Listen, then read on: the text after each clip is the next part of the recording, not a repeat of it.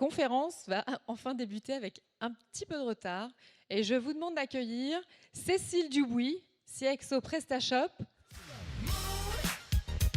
Charline Goutal, CEO de Naya, Raphaël Seyan, CEO de Maniacoto, Aurore Casanova, fondatrice d'Aurore Casanova Champagne.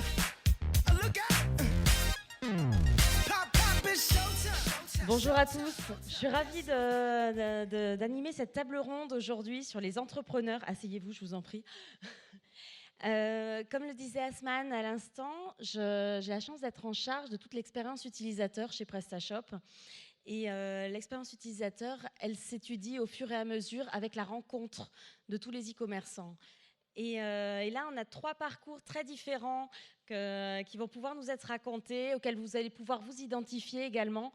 Ils vont pouvoir vous raconter les difficultés qu'ils ont rencontrées, mais aussi comment ils les ont surmontées. Et c'est ça qui va être le plus important, récupérer tous les conseils qu'ils ont à vous apporter. Donc on va pouvoir commencer avec Charline. Si tu peux nous présenter Naya. Alors Naya, c'est un site de lingerie féminine qui a pour but de créer de la lingerie éco-responsable avec un côté décalé, beaucoup plus fun et moins austère que les marques de lingerie classiques. Donc on n'est pas dans une lingerie sexy avec une image de la femme ultra sexy, mais on est vraiment dans la lingerie du quotidien et avec un mantra beaucoup plus féministe, on va dire. Aurore, un côté pétillant du champagne. Alors la marque Aurore Casanova, c'est une marque que j'ai créée en 2014 sur les vignes, sur les parcelles de ma maman que ma mère a plantées. J'ai eu une première vie, moi j'ai été danseuse classique avant. Et c'est une marque qu'on a voulu respectueuse de l'environnement et de l'être humain qu'on a créée du coup maintenant avec mon mari. Voilà. Et Raphaël, est-ce que tu peux nous présenter Maniacoto ? Bonjour. Oui, Maniacoto, c'est un site de distribution de produits de detailing, donc en ligne. On est distributeur d'une 60aine de marques différentes. Et le detailing automobile, c'est l'entretien cosmétique des voitures. C'est ultra niche, ça concerne peut-être un automobiliste sur 100. Voilà. Très bien. Alors, comment, pour chacun, vous est venue l'idée de vous lancer dans cette aventure? Qu'est-ce qui vous a mené jusqu'ici et pourquoi vous avez fait ça? Alors moi, c'est vraiment la rencontre entre 2 passions. La passion pour la mode, en particulier la lingerie, depuis que je suis adolescente. Et 2, la fascination que j'ai pour l'entrepreneuriat depuis très jeune, pareil, depuis mon adolescence. Et finalement, j'ai dirigé tout mon parcours professionnel et personnel dans l'optique de créer un jour ma marque de lingerie. Donc c'était vraiment un rêve d'enfant, quoi, j'ai envie de dire. Voilà. Et je crois qu'auparavant, tu étais entrepreneuse également. Oui, en fait, quand je suis sortie de l'école, j'ai travaillé dans le salariat pendant quelques années en finance, donc rien à voir, chez Louis Vuitton. Et ensuite, j'ai créé une première société dans le service, mais dans la mode également. C'était du coaching stylistique personnalisé, sur le web uniquement. Et c'est une société que j'ai revendue en 2012, ce qui m'a permis de monter ensuite ma marque après ce premier essai qui était réussi. Et voilà. Aurore, comment tu en es venue au champagne? Je me suis pas tout à fait dirigée vers l'agriculture au départ. Je suis née à Paris, j'ai fait un sport-études, donc je vais aller à l'école le matin, à l'école de danse l'après-midi. J'ai fait toutes mes classes, j'ai travaillé pendant 8 ans à l'étranger, donc j'ai dansé de Bangkok à San Francisco. Et puis est venu un moment vers 25 ans où j'en ai eu marre de travailler à l'étranger et puis marre d'avoir des directeurs artistiques un petit peu tout pouvoir au-dessus de moi. Et envie de trouver d'autres valeurs dans ma vie, je suis allée voir du coup ce que ma maman faisait. Et ma maman travaillait ces vignes qu'elle avait plantées dans les années 60. Donc j'ai raccroché mes chaussons, j'ai tout déposé et je suis allée mettre des bottes, chose que j'avais jamais fait du tout. Je suis allée mettre un ciré et je suis allée prendre un sécateur et j'ai adoré ça. Et donc du coup, un an et demi après, au bout d'un an et demi de formation, j'ai racheté les parts de mes frères et j'ai décidé de créer de la vinification, ce qu'il n'y avait pas du tout sur le domaine. et de créer la marque Aurore Casanova. Et du coup, de devenir entrepreneuse aussi, de monter une société. Le changement de vie radical. Complet. Et pour toi, Raphaël? Alors de mon côté, je dirais que j'ai toujours eu aussi cette envie de créer quelque chose, de créer une boîte. J'ai toujours eu un calepin dans lequel je notais toutes mes idées sans forcément toutes les creuser. Et un jour, j'ai eu une opportunité qui était assez peu commune. J'ai eu l'opportunité de racheter une boîte, de racheter Magnacoto. Et en fait, c'était un rachat d'entreprise. Donc je suis arrivé comme ça dans l'entrepreneuriat au final. Donc là, ça y est, vous lancez votre entreprise. Comment ça se passe maintenant, l'arrivée du site jusqu'aux premières visites, jusqu'aux premières ventes? Et comment est-ce qu'on gère ça pour chacun? Alors moi, le site, il est arrivé après les premières ventes. En fait, ça s'est fait via des pop-up stores, donc vraiment des corners dans des boutiques éphémères. Au départ, je me rappelle, le premier pop-up store qu'on a fait, on avait juste les prototypes et on s'était dit c'est juste pour se roder au niveau du discours, etc. Mais on va rien vendre et puis de toute façon, personne ne nous connaît, personne ne va acheter, etc. Et en fait, il se trouve que la première personne qui est rentrée sur notre corner a regardé les produits, j'ai pitché, tremblante. Et en fait, elle a tout de suite dit j'en voudrais un en S et un en M de tel modèle. Et je n'étais pas du tout prête puisque c'était juste les prototypes. Et du coup, j'ai improvisé un carnet de commandes en disant que j'allais livrer 2 mois plus tard. Et ce jour-là, j'avais fait 17 ventes. Alors que c'était vraiment le rodage, il n'y avait pas de site, il n'y avait rien. J'avais juste les réseaux sociaux, mais c'était le tout début. Et là, je me suis dit, OK, il y a vraiment quelque chose à faire. Et ça m'a donné confiance pour l'avenir et d'investir aussi, parce qu'un site internet, il faut quand même investir. Quand on ne sait pas développer soi-même, il faut quand même investir, quoi. Et pour vous? Moi, le site est venu relativement rapidement, pas marchand au départ, plus pour pouvoir expliquer comment est-ce qu'on travaillait et ce qu'on faisait. Parce que quand on est en province, on n'est pas forcément accessible. Il y a les réseaux aussi, mais on ne va pas forcément se déplacer tout le temps quand on est à la production. Et puis après, le site marchand est venu via un prestataire au départ, ce qui ne m'a pas forcément convenu.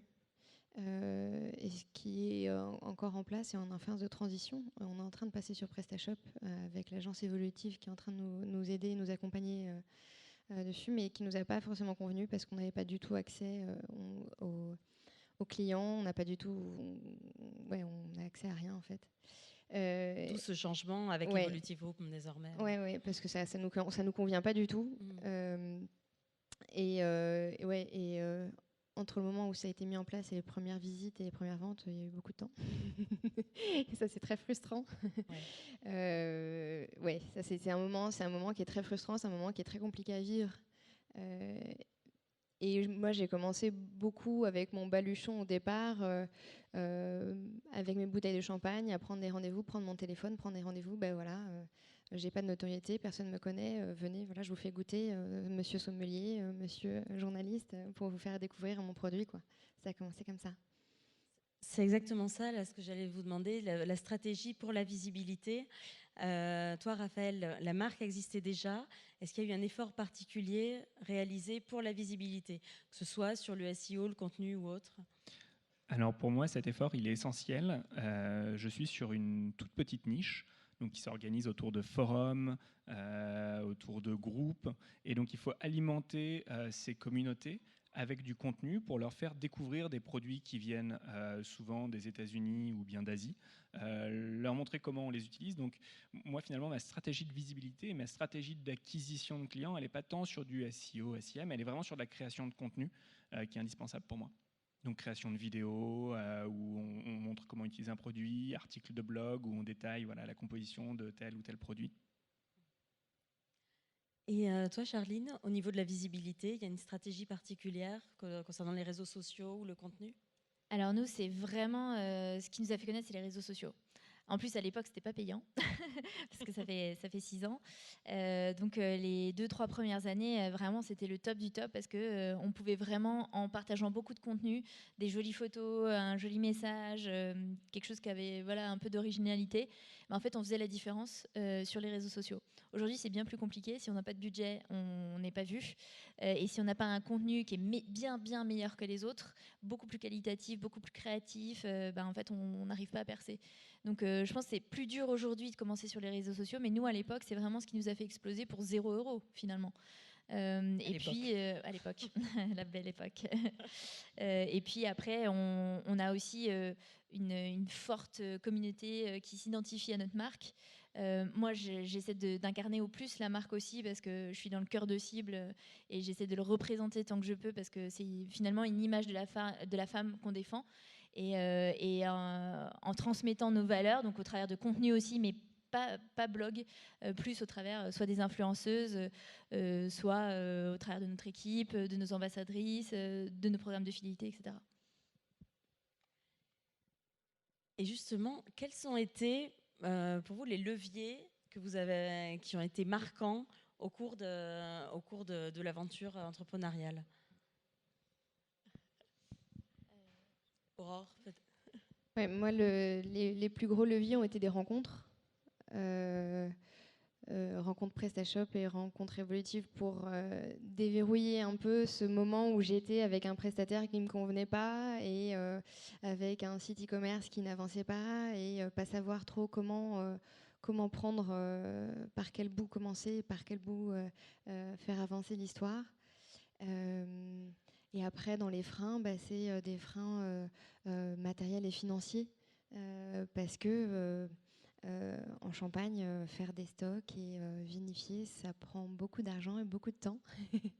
Et que produire des raisins, ça met 1 an. Produire une bouteille de champagne, ça met 3 ans. Donc pour mettre un produit sur le marché, ça met 4 à 5 ans. Donc ce temps de rotation demande beaucoup de patience et beaucoup d'argent. Mais ouais, pour moi, ça a été les leviers, ça a surtout été des rencontres et des personnes qui croient en nos valeurs, en notre projet, qui croient en notre brin de folie et en nos envies et qui nous disent un jour, allons-y, fonçons ensemble et on pourra peut-être faire un bout de chemin ensemble et s'inspirer les uns les autres, quoi. Merci Raphaël.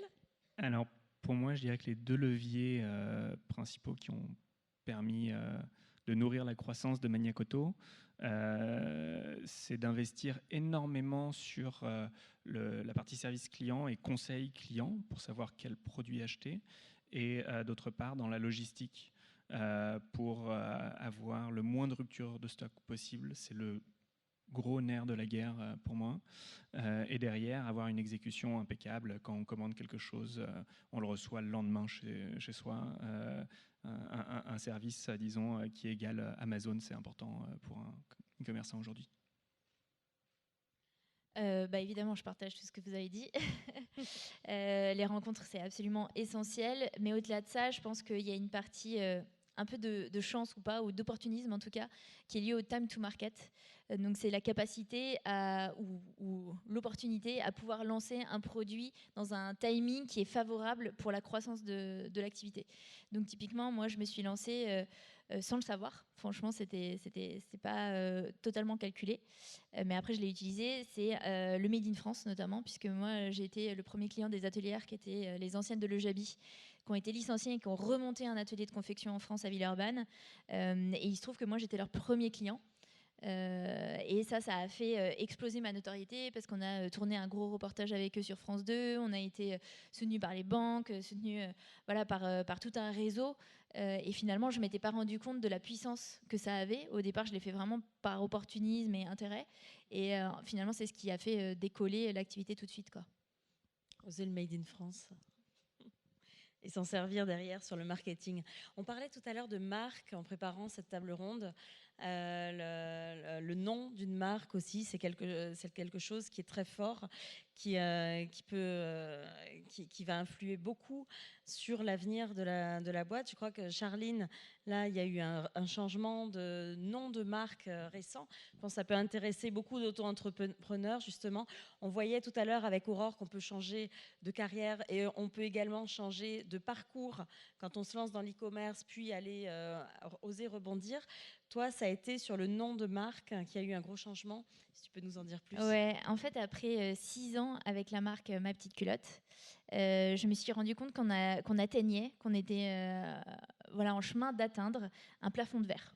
Pour plusieurs raisons, à la fois B2C et B2B. Enfin, en tout cas, plus pro. La première, c'est que depuis 2 ans, on cherche à se développer plus en boutique physique pour compléter le digital. Et en fait, on s'est rendu compte que les bailleurs ne voulaient pas de l'enseigne Ma Petite Culotte. Ça paraît fou, mais c'est la réalité. Donc, on a été bloqué pendant près d'1 an pour avoir une boutique, alors qu'on avait les financements, on avait toute la crédibilité pour établir notre boutique, notre enseigne. Et finalement, les bailleurs refusaient automatiquement en fait, notre dossier. Ils ne voulaient même pas ouvrir le dossier parce que le nom de la marque, ils ne voulaient même pas creuser, voir le site, etc. Donc ça, gros premier frein. Ensuite, on a eu un autre frein, c'est pour les partenariats, les co-branding, etc. Puisque les grandes marques qui, au départ, où les équipes marketing souhaitaient faire des choses avec nous, on se rendait compte que le top management en fait bloquait à un moment donné en disant mais non, on ne peut pas s'afficher avec le nom Ma Petite Culotte. Oui, mais on fait de la lingerie, donc en même temps, voilà. Et en fait, au bout d'un moment aussi, après 6 ans d'activité, bien que moi je suis toujours une passionnée de lingerie et ça restera notre cœur business, j'ai envie de diversifier aussi, d'aller sur le côté plus lifestyle, etc. Maintenant on fait du maillot de bain, on fait de la nuit, on fait du bijou, et en fait tout ça j'ai envie d'aller explorer un champ des possibles beaucoup plus large, et c'est vrai que pour le coup le nom Ma Petite Culotte enferme un peu plus. Et donc, il y a 1 mois et demi, j'ai vraiment décidé de prendre un nouveau tournant en baptisant Ma Petite Culotte par Naya. Merci beaucoup pour ce témoignage. C'est très intéressant, en tout cas, de bien se projeter avec le nom de sa marque. Aurore, tu veux rajouter un point, peut-être, vu que le nom de ta marque est ton propre nom. Oui, le nom de ma marque, c'est Aurore Casanova et je m'appelle Aurore Casanova. Je voulais au départ appeler la marque de champagne juste Casanova pour utiliser ce mot et l'univers que ça peut évoquer chez tout le monde. On a tous entendu parler de Casanova, le séducteur. Ça donne peut-être à sourire, ça embarque dans un univers un petit peu différent et ça sort un peu d'un quotidien. Et je trouvais que d'associer ce mot Casanova avec le mot champagne, ça pouvait évoquer un univers sympa pour la dégustation de champagne et le moment apéritivant qu'évoque le champagne. Et on a été attaqué par un gros groupe champenois. Donc du coup, j'ai dû retirer la marque et la redéposer en m'appuyant sur une jurisprudence. Et la redéposer avec mon prénom. Étant l'exploitante agricole de parcelles de vignes, je pouvais mettre mon nom sur la bouteille puisque je produis moi-même ces bouteilles à partir de raisins issus de cette parcelle de vigne. Bref, je vous passe tous les détails, mais j'ai pu la redéposer en utilisant mon prénom. Mais bon, donc j'ai utilisé un biais un peu détourné, ça nous a pris un petit peu plus de temps, mais bon, j'utilise maintenant le mot Casanova avec mon prénom, ce qui n'était pas tout à fait l'objectif de départ, mais du coup maintenant j'incarne la marque aussi en entier. Totalement, vraiment corporate. Ouais. En tout cas, c'est important de bien réfléchir au nom de la marque qu'on va lancer, mais si on souhaite, on peut faire ce changement en cours de route, c'est tout à fait possible comme on le voit avec Naya. Raphaël, tu abordais juste à l'instant le sujet des ruptures de stock qui peuvent être un frein. Justement, comment est-ce qu'on voit comment est-ce qu'on gère ces ruptures de stock? Et puis on parlera juste ensuite de tout ce qui est livraison et retour produit. D'abord les stocks. Sur les stocks, je pense qu'il y a énormément de cas de figure différents. Lorsqu'on est distributeur d'une 60aine de marques, ce n'est pas le même cas de figure que lorsqu'on produit ses propres vêtements. Bien sûr. Lorsqu'on a des vêtements, il y a une grosse difficulté, c'est toutes les tailles, par exemple. Voilà, en lingerie, ça devient absolument infernal. Donc, pour moi, la difficulté, c'est que j'ai des fournisseurs qui vont me livrer en 3 jours, j'en ai d'autres qui vont me livrer en 6 mois. J'ai une grosse croissance. Il faut pouvoir prédire la croissance ligne par ligne, produit par produit, pour savoir ce dont j'aurai besoin dans 6 mois. Je ne suis pas sûr qu'il y ait de solution miracle. Il y a un moment, j'ai surinvesti dans mes stocks. En arrivant, j'ai fait doubler la taille du stock, tout simplement. Donc en réduisant énormément les ruptures de stock, ce qui m'a permis d'avoir un bond de au moins 10% de chiffre d'affaires immédiat du jour au lendemain quand on a grossi ce stock. Ouais. Ça a le mérite d'être radical. Charline, sur les flux tendus? Alors nous, comme tu disais, la lingerie, la particularité, c'est qu'il y a un grand nombre de formes et de tailles. Surtout que nous, justement, on veut toucher un maximum de femmes, puisque c'est la lingerie du quotidien. Donc on va des tailles très petites aux tailles vraiment beaucoup plus grandes. Et du coup, il nous reste toujours des mini-stocks dans certaines tailles, dans certains modèles. Et ça, au bout de 6 ans, ça s'accumule. Et en fait, ça devient un stock qui est pas négligeable, mais qui n'est pas non plus aussi gros pour pouvoir le revendre en fait. Donc du coup, on est en ce moment dans une réflexion stratégique avec mon équipe, avec ma responsable supply chain, justement pour voir comment est-ce qu'on écoule ces produits. Donc nous, comme je l'ai dit, on est dans une démarche éco-responsable à 360 degrés, et du coup, il est hors de question qu'on aille détruire des produits comme ça, et qu'en plus, ça pollue. Donc vraiment, on essaie de trouver, on est en pleine réflexion stratégique par rapport à ça, parce que plus on grossit, plus on accumule. C'est inévitable. Exactement. Et concernant la livraison, on sait en France, il y a une étude FEVAD qui est parue en avril qui expliquait que 7 marchands sur 10 proposaient désormais la livraison gratuite sans minimum minimum au panier d'achat, exactement. Et on a d'un côté ces livraisons gratuites et également les livraisons express qui sont proposées pour pouvoir répondre aux besoins des utilisateurs, tant les plus économes que les plus pressés. Et on a également l'émergence des abonnements premium à la livraison. Donc, comme on le voit sur les très grandes marketplaces, on a près de 20% des e-commerçants français qui le pratiquent déjà. Il y en a beaucoup plus qui s'y intéressent pour 2019. Quelle est votre stratégie, vous, par rapport à tout ce qui est livraison? Qu'est-ce que vous pratiquez actuellement? Aurore? Nous, la livraison est incluse. Pour la simple et bonne raison que quand vous achetez du champagne, le coût d'une bouteille de champagne, déjà on ne vend pas une bouteille de champagne, mais le package minimum est 3 bouteilles. C'est plus souvent par 6 bouteilles que les colis sont achetés. Donc un colis de 6 bouteilles, ça coûte pas 15 euros, ça coûte pas 100 euros, on est déjà plus de 130 euros. Donc si je vous dis que vous avez un panier qui est déjà à plus de 130 euros, si je vous dis qu'après il faut encore rajouter 20-25 euros de frais de port, et là vous n'allez pas forcément être très agréablement surpris. Au contraire, vous allez peut-être me dire que ça coûte un peu cher. Donc on préfère vous dire dès le départ que ça a un coût global, et puis comme ça c'est absorbé et personne ne le voit et ça fait pas un coup de massue à la fin. Et parce que le poids d'une bouteille de champagne, le poids d'un colis est important, parce que une bouteille c'est fragile, parce que quand ça passe par Colissimo, ce sont des colis qui passent sur des chaînes qui sont mécanisées, donc il y a des chutes, donc il faut forcément que les colis soient très protégés. Donc ça, ce sont des contraintes qu'il faut vraiment prendre en compte et qu'on est obligé de prendre en compte, parce que si on veut avoir une livraison en 24-48 heures, on est obligé de passer par ce genre de chaîne-là. Donc nous on prend. Et par contre, sur des produits comme ça, on n'a pas de retour. On n'a jamais eu de demande de retour en fait. Je viens de me rendre compte en ayant discuté préalablement. C'est vrai que sur la lingerie, il y a des demandes de retour, mais je n'ai pas encore eu ce cas-là. Là, ça va être intéressant. En tout cas, je pense que c'est la meilleure publicité que tu pouvais faire aujourd'hui.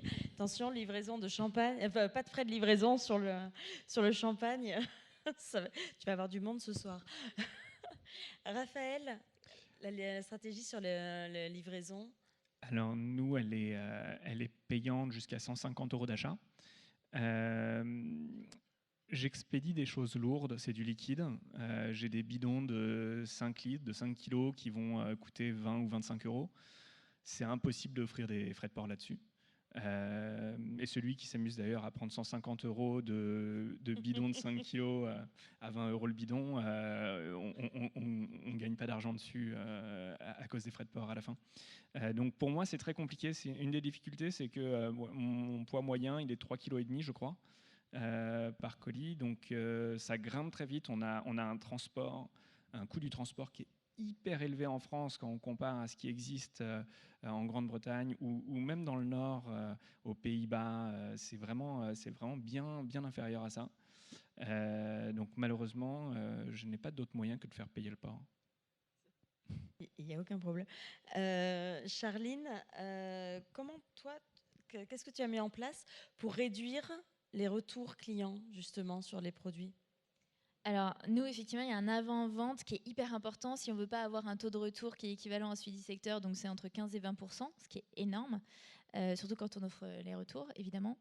Donc du coup, on a mis en place tout un système où on peut échanger avec nos clients librement. Donc évidemment, ça passe par les réseaux sociaux, qui est notre canal principal d'acquisition, mais aussi le chat en ligne sur notre site internet, où là, les clients peuvent pratiquement H24 et 7 jours sur 7 communiquer avec notre équipe. Alors évidemment, on se relaie, hein, mais communiquer avec notre équipe pour poser des questions, des équivalences de taille. Par exemple, voilà, chez telle marque, je mets telle taille. Chez vous, quelle est l'équivalence ? Compte tenu de cette forme, qu'est-ce que vous me conseillez ? De cette matière, qu'est-ce que vous me conseillez ? Et du coup, nous, notre équipe est vraiment formée, mais chaque personne dans l'équipe est vraiment formée pour répondre à ces questions.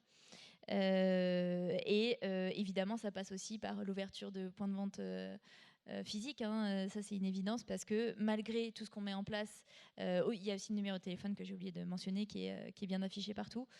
Malgré tout ça, il y a toujours des gens qui ont un frein énorme et je peux tout à fait l'entendre et le comprendre. Et c'est pour ça que pour nous, le développement physique est hyper complémentaire à celui du digital. Et justement, pour rebondir là-dessus, donc là, ce que tu as mis en place, c'est vraiment une stratégie aussi, pas seulement pour réduire les retours clients, mais pour optimiser les conversions. Tu as également lancé des abonnements. Est-ce que tu peux en parler pour ceux qui souhaiteraient se lancer dans les box ou autres, bénéficier de ton expérience là-dessus ? Alors en fait, les box, c'est un business model totalement différent, en tout cas complémentaire à notre business model classique qui est du B2C classique. Puisque là, on va toucher une nouvelle cible. Pour nous, c'est une manière de toucher une nouvelle cible, c'est les hommes. Parce que grâce aux box, ils n'ont pas le choix de taille ou de forme à faire. Et ça, c'est génial parce qu'on est de la lingerie qu'on aime bien offrir. Parce que justement, on a une image beaucoup plus ludique, beaucoup plus fun et qualitative. Et du coup, les hommes ont plaisir à offrir cette lingerie à leur compagne ou autre. Cette offre-là, elle leur permet de dépasser tous les freins qu'ils peuvent avoir à la base. Et surtout, c'est hyper intéressant parce que c'est quand même plus sympa de recevoir une box tous les mois que de recevoir une carte cadeau, finalement. Donc ça, c'est très complémentaire par rapport à notre activité. Tout à fait. Raphaël, peut-être pas de box cadeau sur l'auto. Quelles ont été les astuces conversion que tu as mises en place sur le site ? Alors, je travaille avec Nosto pour de la recommandation sur site. Et ça fonctionne très bien. Ça me permet d'avoir des bandeaux recommandés, personnalisés pour chaque visiteur en fonction de ce qu'ils ont pu voir, mais aussi ce qui est complémentaire à ce qu'ils auraient pu voir ou acheter précédemment. Et ça me permet de personnaliser énormément de choses, de faire derrière du retargeting par email, on va dire, donc de la relance email plutôt, personnalisée également. Jusqu'à du retargeting sur Facebook. Donc avec une seule solution, j'ai réussi à tout intégrer. Bravo. Parler de l'international, on a 6 marchands sur 10 en France qui vendent déjà à l'international, à commencer évidemment par les pays transfrontaliers. Donc la Belgique en tête largement, suivi de l'Espagne et l'Allemagne. Et l'Italie. On retrouve en dernière position le Royaume-Uni, avec peut-être les freins qu'on connaît actuellement, avec la crainte du Brexit et ce que ça peut entraîner côté frais de livraison, de douane ou autre. Tous les trois, est-ce que vous avez choisi de vendre à l'international ? Et quel est le chiffre que vous réalisez, enfin quel est le pourcentage de chiffre que vous réalisez en vendant à l'international ? Aurore ? Pour ma part, l'international, donc c'est à la fois du B2B et B2C, et c'est à peu près 30% de notre chiffre actuellement.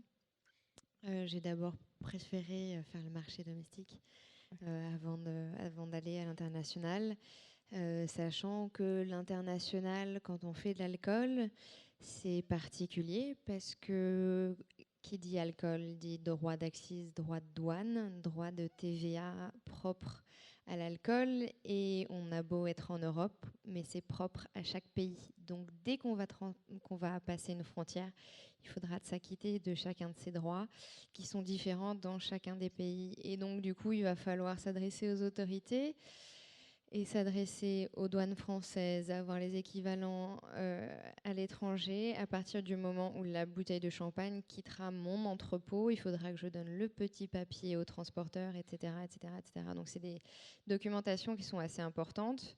Vendre à l'international. Mais qui valent le coup, en tout cas, ouais, si carrément, tu continues là-dessus. bien sûr. Vendre à l'international, moi, j'avais pas pensé à le faire au départ sur le e-commerce. En tout cas, pas en B2B.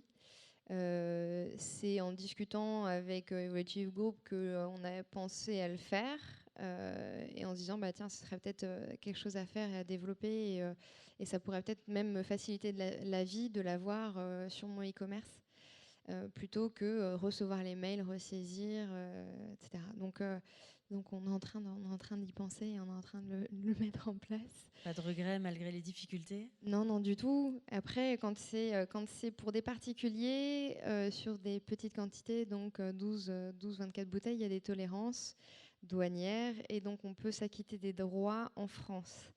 Mais ça, c'est une tolérance. Pour combien de temps, on ne sait pas, et ça dépend des douaniers. Raphaël, sur l'international? Je pensais avoir des problèmes avec la douane, mais... Il y a des particularités aussi au domaine auto? Alors, pour moi, l'international, ça représente un peu plus de 10%. Et c'est que du transfrontalier. C'est de la Belgique francophone, en gros, quasiment exclusivement. Et c'est une question, aller attaquer vraiment un pays. Donc tout se fait depuis la France aujourd'hui. Si je voulais aller me lancer dans un autre pays, par exemple l'Allemagne ou l'Italie, j'aurais besoin d'avoir mon entrepôt là-bas pour pouvoir expédier rapidement. J'ai besoin d'avoir une équipe sur place qui parle la langue, parce que la plupart de mes ventes sont assistées au téléphone, par mail. Et j'ai une autre difficulté, je revends des marques qui attribuent des concessions, si on peut dire, par pays à des revendeurs. Donc j'irai marcher sur les plates-bandes d'un voisin. Si je le fais, je dois aller très vite, très fort pour le dépasser rapidement. Charline, est-ce qu'il y a des particularités avec les retours clients, les expériences quand on vend à l'international? Alors moi, la principale limite pour moi et le blocage, c'est les tailles. La conversion de taille, vraiment, notre système de taille en France n'est pas du tout le même qu'en Allemagne, au UK, aux États-Unis, en Asie, j'en parle même pas. Et du coup, on a des vrais soucis par rapport aux conversions de taille. Et c'est pour ça qu'il faut vraiment qu'on investisse si on veut se développer fortement à l'international pour aller dépasser cette barrière. Et aussi pour les conversions de marques, enfin de taille de marque, etc. Pour, quand un client nous appelle, nous demande, voilà, je porte habituellement cette marque chez vous, quelle taille je vais faire, en fait, on ne connaît pas toutes les marques du monde entier. Donc forcément, il y a aussi une limite dans le conseil à un moment donné, quoi. Effectivement. Quand vous vous êtes lancé, vous aviez une image précise peut-être de là où vous vouliez aller, etc. Est-ce que cette vision et votre ambition initiale ont évolué au cours de votre parcours? Aurore, peut-être? Au départ, j'avais envie d'arrêter la danse et d'aller voir autre chose. Après, je suis devenue agricultrice vigneronne. Après, j'ai commencé à faire du vin. Après, j'ai commencé à le vendre. Et puis un jour, comme j'étais en province et que j'avais vécu que dans des capitales et que j'étais un peu chopeuse, je me suis dit que j'avais envie de pouvoir continuer à faire du shopping. Donc j'ai shoppé en ligne. Et je me suis dit que si moi je chopais en ligne, peut-être qu'il y avait des gens qui avaient envie d'acheter mon produit, peut-être en ligne aussi. Donc du coup, j'ai eu mon e-commerce. Donc mes envies et mes ambitions ne cessent d'évoluer. J'espère qu'elles évolueront encore demain. Non, ouais, concrètement, ça change très régulièrement. On vient de doubler de surface. On continue à produire davantage de bouteilles. On vient d'acheter des bâtiments. On vient de créer une nouvelle société. Je pense qu'on va commencer, je peux peut-être discuter un petit peu plus avec Charline, mais on va peut-être commencer à ouvrir un capital. Donc ouais, je pense qu'on va continuer. Mais ouais, là, forcément, il faut à partir du moment où on choisit l'entrepreneuriat, on est obligé d'avoir un minimum d'ambition et de garder les yeux ouverts et d'avoir envie de regarder plus loin. Sinon c'est pas la peine de commencer l'aventure, quoi. D'être ouvert aux opportunités qui peuvent se présenter. Je crois, Charline, que toi, tu souhaitais vraiment te lancer uniquement sur les box au début. Oui, au début, mon idée révolutionnaire, c'était d'être la première box de lingerie en France, en Europe, parce que ça n'existait pas. Et je trouvais ça hyper original. Et finalement, quand j'ai élaboré mon business plan financier et que j'ai interrogé mon panel client, je me suis rendu compte qu'en fait, c'était pas viable au départ si on commençait pas avec beaucoup, beaucoup d'argent. Tout simplement parce que les gens vont pas s'abonner et payer upfront une somme quand même importante, puisque nous, une box, c'est 29 € par mois, pour une marque qu'ils ne connaissent pas. Et du coup, je me suis dit, ok, je vais déjà commencer par construire la marque, faire connaître les produits via une marque qui a un fonctionnement, un business model classique. Et ensuite, une fois qu'on aura prouvé notre légitimité, qu'on aura une vraie communauté engagée, là, ça sera beaucoup plus facile de développer les box. Et il se trouve que les box, on les a lancées il y a 2 ans. Et la première année, on a fait 40% de notre chiffre d'affaires annuel dessus. Ça se compte en centaines de milliers d'euros, évidemment, et ça se compte en milliers de clients abonnés. Donc, c'est hyper intéressant parce que du coup, comme en plus le taux de churn n'est pas hyper élevé, on arrive à garder nos clients. En plus, ça fait de l'upsell après sur le site parce qu'on ne fait que les bas. Ils achètent les hauts après sur le site pour compléter la parure.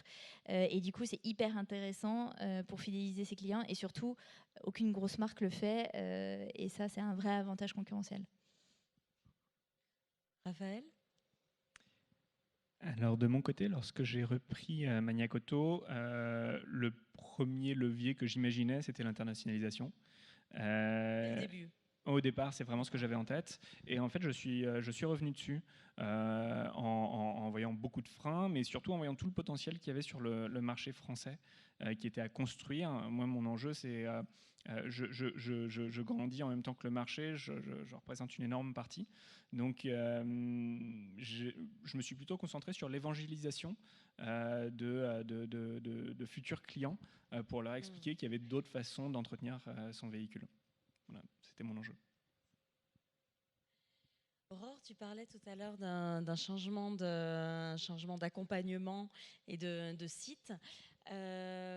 Pourquoi tu as choisi PrestaShop et en quoi cela correspond à tes ambitions ? Ouais, c'était l'envie d'avoir une solution qui soit un petit peu plus sur mesure. Non pas parce que j'ai énormément de produits, mais pour justement pouvoir développer une solution plus adéquate et pour pouvoir intégrer du B2B, B2C, intégrer de l'export avec de la recueil de données sur des données douanières, des choses comme ça qui existent pas forcément actuellement sur des solutions qui soient pas sur mesure, clairement. Enfin, ou demi-mesure, ouais. Raphaël, la solution était déjà sur PrestaShop, je crois, quand tu es arrivé. Oui, tout à fait. J'en ai hérité. T'en as hérité. Est-ce que du coup tu restes avec PrestaShop ? J'y suis toujours. Oui, j'en suis très content. C'est d'une simplicité qui est hyper satisfaisante. Ça permet d'intégrer hyper rapidement des solutions qui développent directement les modules sous PrestaShop. Donc non, j'en suis ravi. Charline, je crois que tu étais partie sur une autre solution à la base. Oui, j'étais partie sur WordPress. J'étais pas très bien accompagnée. C'est pas mon métier de base, le digital. Bien sûr. Et en fait, ça a duré même pas un an parce que je me suis rendu compte que même moi, j'arrivais pas à bien le manier. Et puis, compte tenu du fait que nous, on a quand même beaucoup de références avec les tailles, notamment, en fait, c'était pas pratique. Et effectivement, moi, ce que j'apprécie vraiment avec maintenant notre site PrestaShop, ça fait 5 ans, c'est que ça évolue avec nous, c'est hyper intuitif. Et même moi qui n'ai pas un métier de base dans le digital, en fait, je sais bien manier notre back-office finalement. Tout en étant accompagné d'une agence. Oui, tout à fait. Et d'ailleurs, on a lancé le site Naya là, il y a 1 mois et demi avec le changement de nom de marque avec notre agence. Félicitations pour ça. Et justement, de quoi, sur votre parcours d'entrepreneur, de quoi est-ce que vous êtes le plus fier? On va peut-être commencer avec, avec Charline.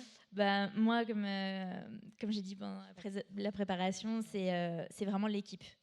J'ai commencé toute seule, ensuite j'ai un associé qui m'a rejoint. On a été un binôme pendant pas mal d'années. Et maintenant, ça fait 2 ans que j'ai une équipe qui grossit. Aujourd'hui, on est 15, demain, on est 20. Et en fait, c'est ma plus grande fierté parce que c'est tellement dur d'aller capter des talents qui ont à la fois les compétences, les valeurs humaines, qui partagent la même ambition, avec qui on regarde dans la même direction, que quand on y arrive, et quand on arrive à regrouper 15 personnes, qu'on arrive à fédérer et qu'on est animé à l'idée de les rejoindre tous les matins, en fait, pour moi, c'est juste le rêve, quoi. C'est ce que j'ai rêvé de faire quand je me suis lancée dans l'entrepreneuriat. Et aujourd'hui, je peux dire que ça y est, c'est atteint. C'est jamais acquis, donc il faut faire hyper attention parce que ça reste de l'humain. Mais c'est de très loin ma plus grande fierté. Et la deuxième, c'est d'être engagé dans des valeurs, comme je disais, d'éco-responsabilité, d'engagement sociétal, voilà, à 360 degrés dans notre activité avec mon équipe. Et ça, toutes les marques dans la mode, enfin très peu de marques dans la mode le font, quoi. Voilà. Vraiment. Raphaël, je crois que tu as un point commun avec Charline. Oui, C'est ta grande fierté. Je partage tout à fait ce qu'a dit Charline sur l'équipe. Ça fait peut-être idiot de dire ça, mais l'e-commerce, c'est un métier qui est dur, où on se retrouve avec un lundi qui représente en charge de travail pour tout le monde dans la boîte 2 fois et demi une autre journée de la semaine. Tout le monde doit l'accepter dans la boîte. Et donc, ça ne fonctionne que si l'équipe est hyper soudée, si tout le monde marche dans le même sens. On en prend vraiment plein la gueule le lundi. Et pour accepter ça, il faut que les autres jours, on arrive aussi à y trouver des compensations. Et il faut que tout le monde soit hyper soudé. Il faut que tout le monde puisse aider tout le monde dans ces moments difficiles. Donc c'est l'équipe et c'est avoir réussi à faire une transition pas forcément évidente en débarquant d'un peu nulle part et en reprenant une entreprise. Faire en sorte d'être accepté et que ça fonctionne, oui, c'est ce dont je suis le plus fier. Vous êtes combien actuellement? On est 9. Et au début, quand tu avais récupéré Il y avait les 2 fondateurs et une personne. Comment tu as géré la transition, justement? Comment est-ce qu'on fait une reprise? Pas évident. Parce que tu parlais de l'acceptation.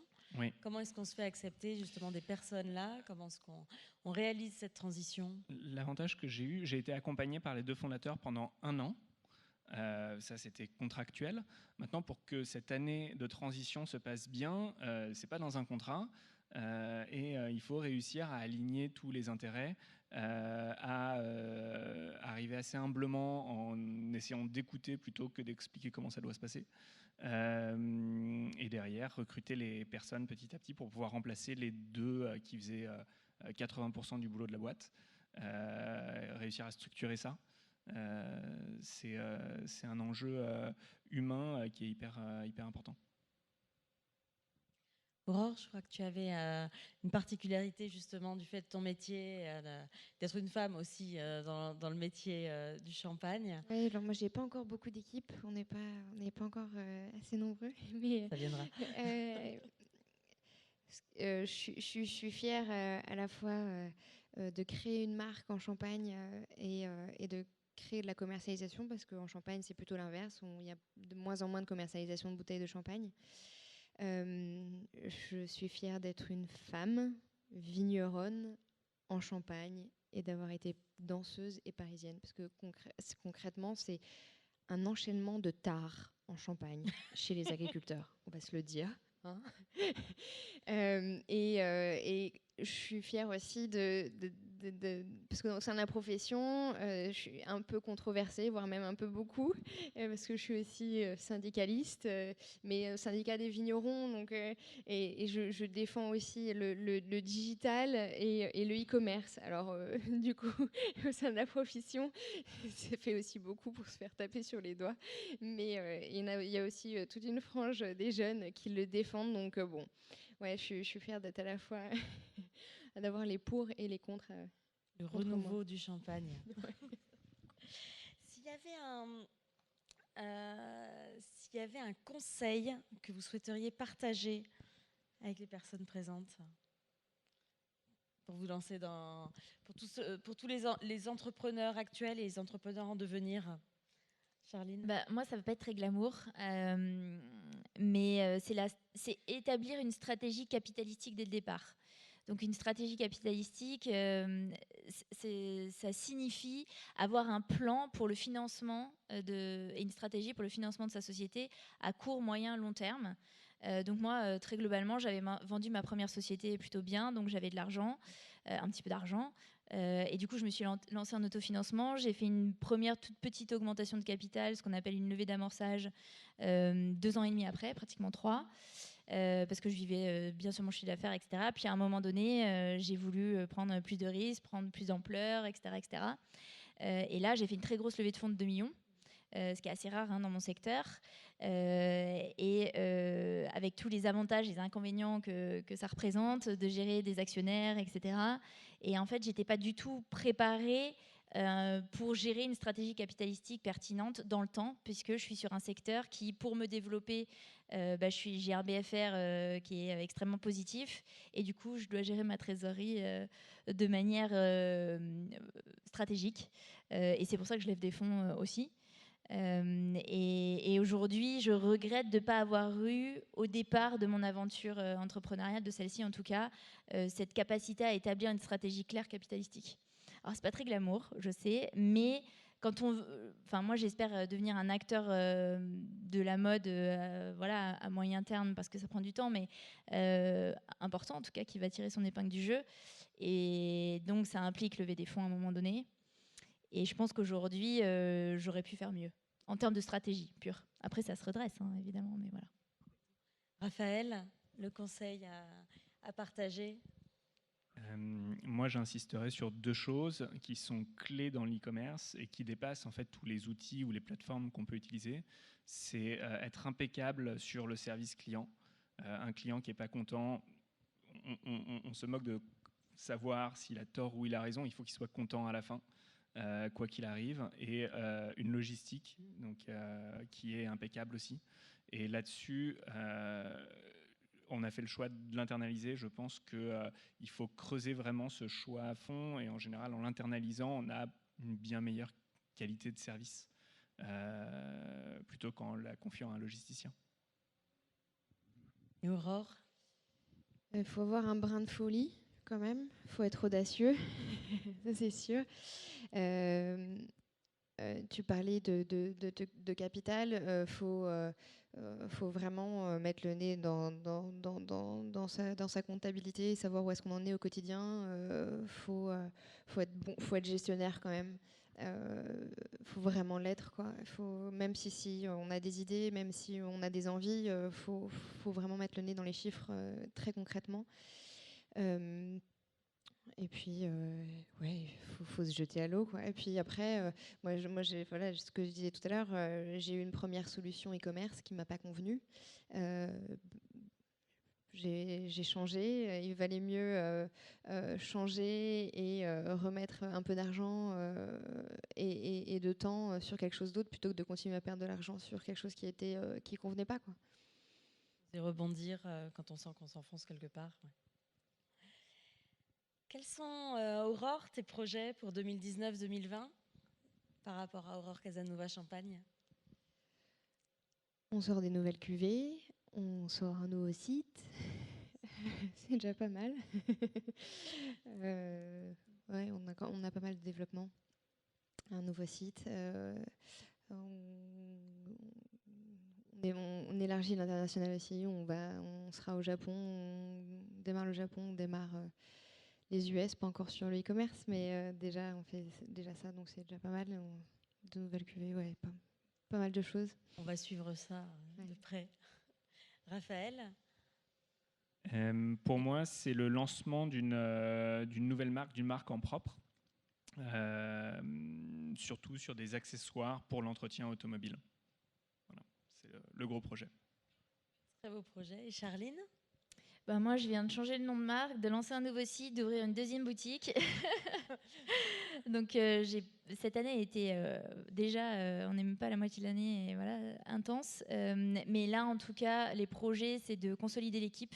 Donc, je lance un appel d'ailleurs, s'il y en a parmi vous qui cherchent un poste de Head of Growth, de chef de projet marketing digital, de Head of Brand et de Supply Chain, n'hésitez pas, parce qu'on recherche du monde le plus vite possible.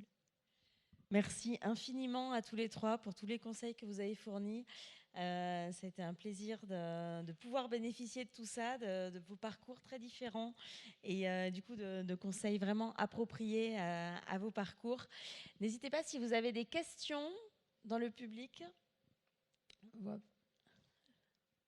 Ah oui. Non. Attendez. Non, il n'y a pas. Bah, attendez, venez par ici, du coup. Bonjour, donc déjà félicitations pour votre parcours à tous les trois qui est très impressionnant et très inspirant.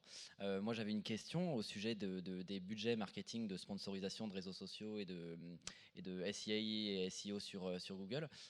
En termes de fourchette, je parle en fourchette, qu'est-ce que cela représente en pourcentage de votre chiffre d'affaires à tous les trois? Question indiscrète. Moi, je dirais que ça dépend vraiment de ma saisonnalité, parce que je fais entre 50 et 60% de mon chiffre annuel sur 4 mois de l'année, entre novembre et février. Donc évidemment, pendant ces périodes-là, j'investis particulièrement sur mes différents canaux d'acquisition. Donc il faut vraiment faire attention selon les saisonnalités, aussi parce qu'il y a un coût d'acquisition qui varie par rapport au secteur, par rapport à plein de choses. Ça dépend aussi de la marge de base qu'on a sur son produit ou sur son service. Mais moi, ça peut représenter max jusqu'à 30%, mais vraiment grand max, quoi. 3-4%. Donc des stratégies extrêmement variables. On n'a pas la même concurrence. Moi, c'est en train d'être mis en place. Il n'y en avait même pas jusqu'à présent. Comme quoi, il n'y a pas forcément une règle qui marche pour tous. Et c'est à peu près ce qu'on voit de toute façon pour tout dans l'e-commerce. Il va y avoir des grandes lignes qu'on va pouvoir suivre les uns les autres. Maintenant, il y a des parcours différents. Et en fonction du positionnement de chacun, des produits qu'on vend, là, il va y avoir, là, ça va être à chacun de tâtonner pour trouver son chemin. Merci à tous. On espère que vous aurez été passionnés par tous ces conseils. Et très, très bonne route à tous les trois. On se suit de près de toute façon. Merci. Merci.